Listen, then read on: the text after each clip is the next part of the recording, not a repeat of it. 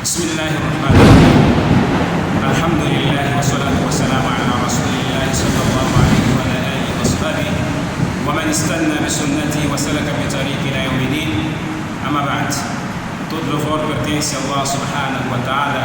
Mandamos a paz e bênção para o nosso enviado nobre Muhammad sallallahu alaihi wasallam, junto os seus companheiros que seguem e vão seguindo até no dia do julgamento final.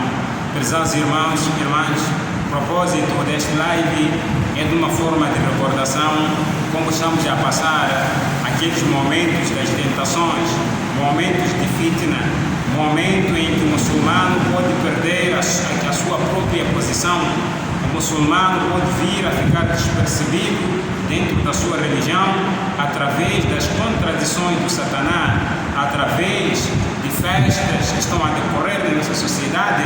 Mas o muçulmano, nesse exato momento, é preciso saber como se posicionar, é preciso saber como se concentrar no sentido de não envolver-se nessas cerimônias satânicas. Portanto, essas cerimônias de 31 de dezembro não são cerimônias para um muçulmano. O muçulmano que acredita em Allah e o seu mensageiro nunca deve se envolver nessas cerimônias, pois o nosso Nabi Muhammad sallallahu alaihi wasallam, ele deixou dois caminhos para nós seguirmos, que é Kitabullah wa Sunnat al-Nabi sallallahu alaihi wasallam, seguirmos o livro de Allah e a tradição do nosso Nabi Muhammad sallallahu alaihi wasallam, não seguirmos nenhum caminho que não pertence a Allah, não seguirmos nenhum movimento que não faz parte da nossa religião. Por isso o Nabi sallallahu alaihi wasallam, ele disse no Corão: Inna adada shuhur inda Allah, na verdade as contagens dos meses de Allah, 12 shahra, tem 12 meses, wa arba'atuhu hurum, e 4 meses delas são meses sagrados.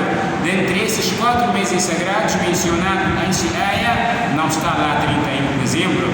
Nós, como muçulmanos, temos nosso calendário islâmico de Muharram até do Hijjah.